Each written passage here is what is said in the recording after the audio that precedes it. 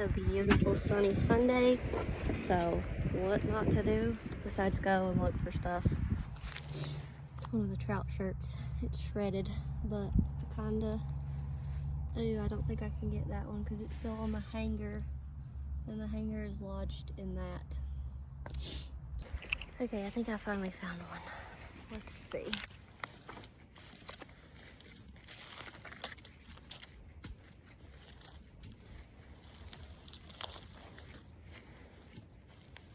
Okay, looking promising. Yeah, there's the logo. It's actually not too bad either. Okay, first thing I have found from my shed. It's just a little rug, but I used to use this as a backdrop to take photos of my stuff. It's just a little woven tiny rug. That's the first thing I found from my silversmith shed. So maybe there's more. Okay, that's the first poly that I've seen in this area.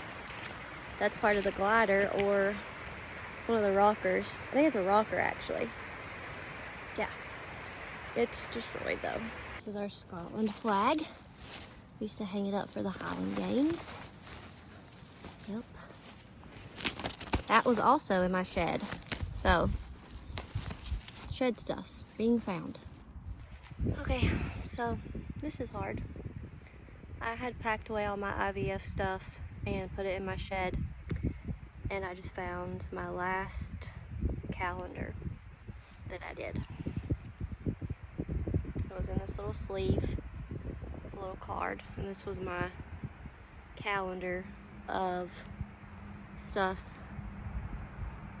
I was supposed to do for my protocol. So, yeah.